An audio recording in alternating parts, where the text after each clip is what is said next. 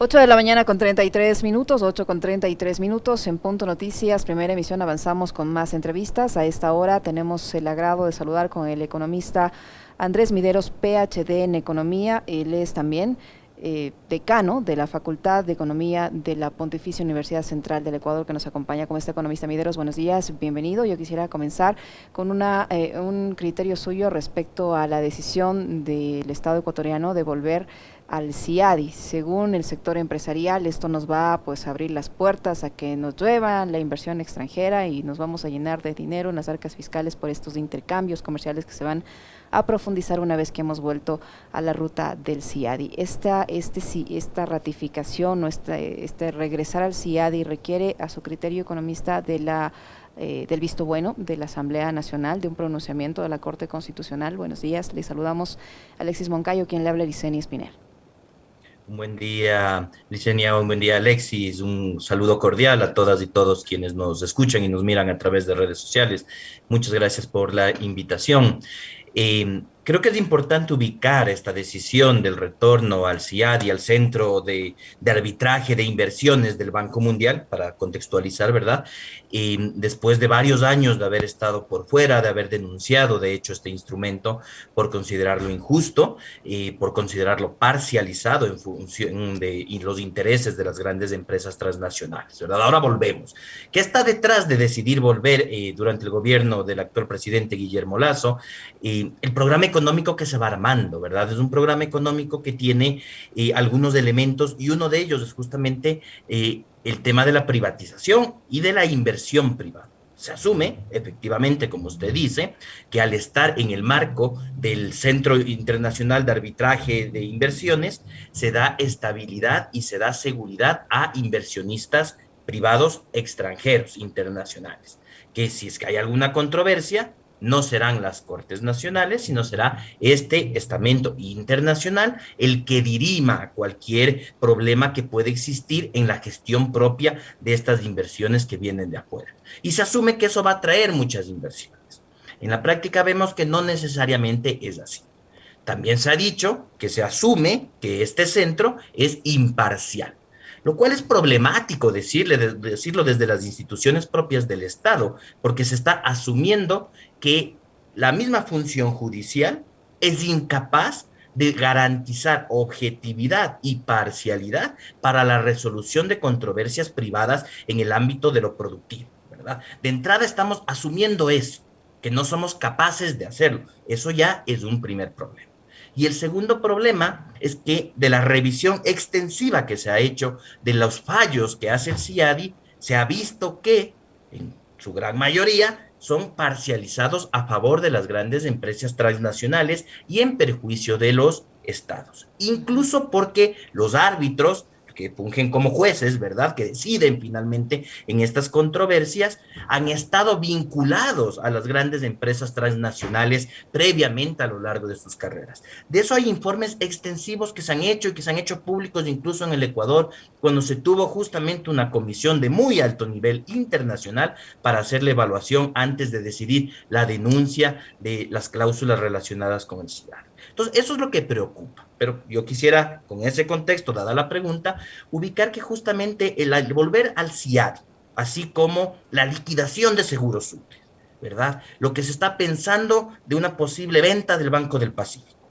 una potencial concesión de CNT, una muy previsible inversión privada y fortalecimiento privado en la extracción petrolera y tal vez inclusive concesiones de hidroeléctricas. Todo eso que se está evaluando es uno de los elementos que ya se puede visibilizar de lo que es el programa de gobierno que ya se está implementando. Es un proceso de privatización que ya está en marcha y que tenemos que analizar y que tenemos que poder discutir democráticamente. Economista, ¿y es legal o se puede demandar la inconstitucionalidad de esta decisión del gobierno del presidente Lasso? Porque el artículo 422 de la Constitución de Montecristi señala que no se podrá establecer o celebrar tratados o instrumentos internacionales en los que el Estado ecuatoriano ceda jurisdicción soberana a instancias de arbitraje internacional en controversias contractuales o de índole comercial entre el Estado y personas naturales o jurídicas privadas. ¿Qué pasa con este artículo 422 y esta decisión del gobierno? Se ve que no conocen muy bien ni siquiera la Constitución. Mira, efectivamente, Alexis, hay una serie de vicios de inconstitucionalidad en esta decisión, como los hubo en la firma del convenio con el Banco Central con el Fondo Monetario Internacional, perdón, como los hay en la recientemente aprobada ley que reformó el Código Orgánico Monetario y Financiero. Hay una serie de vicios de inconstitucionalidad. Y déjeme decirle, Alexis, que en efecto se puede demandar, se puede presentar el recurso ante la Corte Constitucional. Sin duda, hay que hacerlo, ¿verdad? Y ese es el problema, porque si lo que queremos es atraer inversiones, el hecho de generar leyes o decisiones que más bien generan un conflicto jurídico interno, generan inestabilidad. Las inversiones vienen cuando hay estabilidad económica, social, política y jurídica. Es Ahí decir, que viene esta un buen decisión del gobierno inversionista. que va en contra de lo que dice el 422 de la Constitución, lo que hace es abonar a la inseguridad jurídica que no termina resultando un atractivo para las inversiones, Es economista. correcto, Alexis. Ese es el problema de las inversiones, porque vamos años buscando atraer buena inversión. Ojo, que hay inversión de todo tipo, no toda inversión es buena, pero vamos años buscando atraer buena inversión extranjera, fomentar buena inversión nacional, incentivos para que los recursos nacionales que están en el exterior regresen y generen empleo y demás, que está muy bien y que hacia allá debemos apuntar. Pero esas inversiones van a venir el día en que respetemos la Constitución y tomemos decisiones que más bien generan una estabilidad. Cuando hay estabilidad va a venir el inversionista, la inversionista. Y cuando hay un mercado, cuando hay consumo. Si no, ¿a quién van a vender también las inversiones que se hagan? Atraer inversiones requiere dos cosas, que haya una capacidad de consumo interno. Difícilmente en este momento, cuando el 32% de la población está en situación de pobreza. Uno. Y dos, tiene que haber estabilidad jurídica e institucional. Si seguimos haciendo cosas que van contra el marco constitucional, que generan vicios de inconstitucionalidad, difícilmente vamos a atraer inversionistas serios. Economista Mideros, ¿esta adhesión del Ecuador al CIADI requiere del visto bueno, de la aprobación del legislativo? Algunos economistas dicen que sí debe pasar, que la Asamblea debería conocer y pronunciarse. ¿Es así? Mire, yo soy muy respetuoso en eso como economista, justamente se lo dejo mucho más a los constitucionalistas y a los abogados y abogadas que son expertas y expertos en el tema, ¿verdad? Digo eso porque lo mismo se argumentaba en el tema del acuerdo con el Fondo Monetario Internacional Ujú. y hasta la fecha nadie ha declarado inconstitucional esa firma. Entonces, hay dudas, hay dudas. Las dudas es el problema y en lo que como economista puedo hablar sobre los incentivos que se generan. El procedimiento legal se lo dejo a los constitucionalistas y a la Asamblea Nacional. Economista, en estos días se ha desatado una polémica por el uso del famoso avión presidencial, ¿no? Que el gobierno de Lenín Moreno dijo que iba a venderlo para generar un ahorro y la austeridad. Usted fue secretario de planificación del gobierno de Lenin. No sé si en esa época fue cuando hizo el ofrecimiento de vender el avión y por qué finalmente no se vendieron esos bienes. ¿Por qué no se vendieron esos bienes? Habrá que preguntarles a quienes estaban en responsabilidad de la venta finalmente de ellos, recordando que se pasó además la administración para las fuerzas, para la FAE, no para las Fuerzas Aéreas del Ecuador. Y después uno de los aviones estuvo en mantenimiento, hay una serie de historias de ahí. Aquí creo que lo importante es el problema que tenemos en el Ecuador. Que el presidente de la República utilice el avión presidencial no es malo, para eso existe el avión presidencial, para que lo use el presidente, para que pueda cumplir sus funciones, para que pueda gestionar el Estado más ahora en un mundo cada vez más globalizado, para que pueda desplazarse rápidamente a diferentes circunstancias. Ahora vemos que lo está utilizando para un tema personal. ¿Ya? Ahí habrán normativas que se tendrán que regular, que se tendrán que revisar. Pero lo que quiero oír es que el problema no puede ser cuando lo usa uno, cuando lo usa otro. Cuando la hija de Sixto Durán Ballén salió del país, en el caso Flores y Miel, usando el avión presidencial, cuando el presidente Lazo viaja a hacerse una cirugía privada, cuando el presidente Correa viajaba para gestiones también de fomento de inversiones o lo que sea, eso habrá que evaluar por un lado. El problema que tenemos es cuando discutimos el instrumento en función de la persona. Entonces, usar el avión es malo cuando lo usa Correa o cuando lo usa Lazo. Usar instrumentos de política económica, que es mi materia, como el manejo de la liquidez a través del Banco Central, es malo cuando lo usa Correa, pero es bueno cuando lo usó Richard Martínez y Lenín Moreno, ¿verdad? Ahí tenemos ese problema nuevamente de institucionalidad, que tenemos que poder revisar finalmente. Lo que hay que hacer sobre el uso del avión presidencial es transparentarlo simplemente y poder establecer un manejo adecuado de la gestión pública. Economista Mideros, el gobierno anunció que se va a renegociar las metas o los plazos de cumplimiento de las metas con el Fondo Monetario Internacional, tomando en cuenta el comportamiento que ha habido del Estado como tal con el Fondo Monetario Internacional y teniendo en cuenta que esta nueva administración sigue, digamos que la misma línea económica. ¿Podemos dar por hecho que esas metas o ese plazo se van a ampliar y se va a llegar a un acuerdo o a renegociar este acuerdo con el Fondo Monetario Internacional? ¿Y cuál va a ser el beneficio para el país de esa supuesta renegociación? Yo creo que sí, y se entiende. El tema es que el programa económico que presentó el ministro Simón Cueva dejó algunas generalidades, ¿verdad? Ujú. Y sí hizo énfasis en una reforma tributaria, que es uno de los temas que está un poco más claro de por dónde quieren ir. Sabe ahora que hay un énfasis en una agenda de privatización que ya está en marcha, Ciadi, Seguros Sucres y otros elementos en discusión. Y el tema del Fondo Monetario Internacional marca la cancha para esto. Hay dos grandes discusiones en términos de economía política en este momento que podemos analizar. La una es la negociación con el FMI. Primero, que nos extienda metas. Y segundo, que nos quite la condicionalidad de aumento del IVA. Entiendo que el ministro Cueva está negociando también eso, que ya no nos exige el fondo como lo hacía en el acuerdo que aceptó el exministro Martínez, subir el IVA hasta 15 puntos, ¿verdad? Que ya no nos pida subir el IVA, que nos extienda metas de cumplimiento de los objetivos en términos fiscales y macroeconómicos para poder tener más margen en términos de los ajustes que se van a hacer, porque se van a hacer ajustes. Esa es una negociación. La otra negociación es más de política interna. Los acuerdos propios que se han tenido en la Asamblea Nacional con Pachacutic y con Izquierda Democrática finalmente buscan desmovilizar al sector indígena, que es el que tiene la gran capacidad de movilización dentro de sus propios conflictos. Y el otro es la negociación con el sector del transporte, que están negociando justamente la focalización del subsidio a los combustibles, ¿verdad? Esas dos negociaciones internas buscan desmovilizar a la sociedad organizada a través del movimiento indígena y de los transportistas, que son los sectores con mayor capacidad de incidencia en calle, ¿sí? Y por el otro lado el FMI, que es quien nos abre la llave del financiamiento hacia afuera. Eso va a marcar la capacidad que tiene el gobierno nacional de implementar determinados paquetes. El uno implica mayor capacidad de ajuste, lo interno, si es que desmoviliza puede ajustar más, y el otro mayor flexibilidad, si es que el FMI nos ajusta menos, porque esto es así, nos vamos ajustando desde arriba hacia abajo, lamentablemente, ¿no?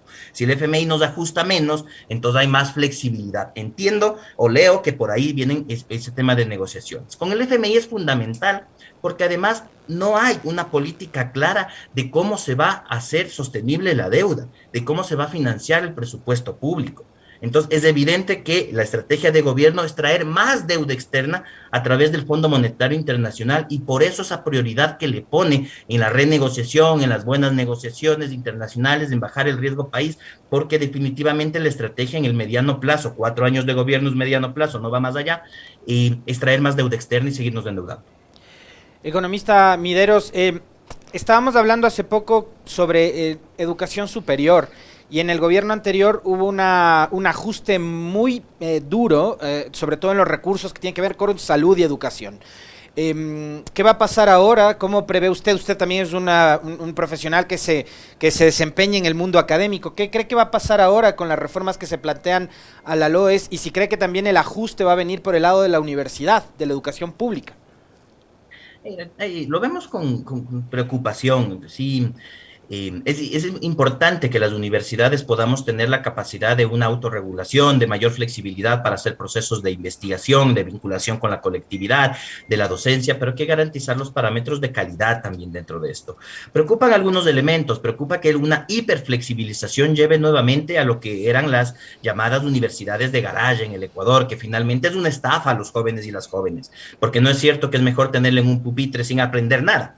Tenerle en un pupitre sin aprender nada es estafarle finalmente en el proyecto de vida que tiene esta persona. Entonces, me parece que por ahí vienen las alertas que preocuparían que se lleve demasiado hacia allá, preocupan también que existan recortes, sobre todo en términos de lo que es el fomento de la investigación y terminemos siendo universidades netamente y exclusivamente de docencia, con profesores y profesoras sobrecargadas de horas de clase, lo cual también impacta en la calidad de la docencia e impacta en la generación de conocimiento. El mejor profesor, la mejor profesora es aquella que crea conocimiento, que investiga y que luego lo difunde. Si no es un solo estar repitiendo y repitiendo y repitiendo cosas y se desgasta. Una profesora que no investiga es una profesora que se desgasta en el tiempo y va perdiendo la calidad de transferir ideas, de transferir teorías a los jóvenes y las jóvenes. Entonces, eso preocupa, que la visión sea sentarle al estudiante en un pupitre, que a la larga yo lo veo como una estafa. En ese sentido, economista, ¿usted conoce si ya, en este caso, la Universidad Católica, por ejemplo, ha enviado sus propuestas? Porque de acuerdo a la versión oficial, se está armando esta reforma a la Ley de Educación Superior con propuestas de las propias universidades. ¿Ya han podido manifestar las propuestas de ustedes como universidad? Hay un proceso de sistematización interna y de reflexión interna en que justamente se han hecho llegar una serie de propuestas directamente al rectorado, donde están siendo sistematizadas y es, en este caso, el padre rector quien está transmitiendo las propuestas, no solo las preocupaciones, las propuestas concretas, hay que ser propositivos en estos temas. Entonces, las propuestas que desde la PUSE, la Universidad Católica, se tienen y la visión que se tiene en ese sentido. La PUSE tiene una misión particular en términos de acompañar a los jóvenes, no es un negocio, es una obra de la Compañía de Jesús, entonces tiene una prioridad, digamos, en acompañar, en formar proyectos vitales de jóvenes, ¿verdad? Entonces, desde esa mirada se están haciendo llegar las propuestas que se tienen. Creo que es importante que todos los jóvenes y las jóvenes en el Ecuador tengan oportunidades de del proyecto vital que estos desean. Pero insisto, eso no pasa a través del engaño, de decirles, te voy a sentar, pónganle un pupitre más en la clase y no pasa nada, ¿verdad? No es cierto, sí pasan muchas cosas. Tenemos que darles opciones reales, hay institutos técnicos, la PUSE mismo ha creado ya el PUSETEC, que es un instituto técnico y tecnológico para ofrecer también carreras dentro de ese nivel, se están ampliando ofertas en términos de educación en línea, se están tratando incluso de abaratar costos en determinadas carreras, en determinados programas. Es decir, creo que se puede ampliar la oferta de educación superior del sistema educativo de forma responsable, sin que eso implique estos riesgos, que es la mayor alerta que hemos puesto. Le queremos agradecer al economista Andrés Mideros por haber aceptado la invitación a este diálogo. Un fuerte abrazo, economista, muy gentil. Muchísimas gracias. Fuerte abrazo a todas y todos. Lo propio, muy amable. El economista Andrés Mideros, PhD en Economía, decano de la Facultad de Economía de la Universidad Católica del Ecuador, que ha estado con nosotros. 8:50, una pequeñísima pausa. Regresamos para conversar, para contarles buenas noticias. Buenas noticias para la provincia de Pichincha, para los quiteños, los capitalinos y todos quienes habitan en esta hermosa provincia de Pichincha, sobre todo relacionadas con materia sanitaria. No se vayan.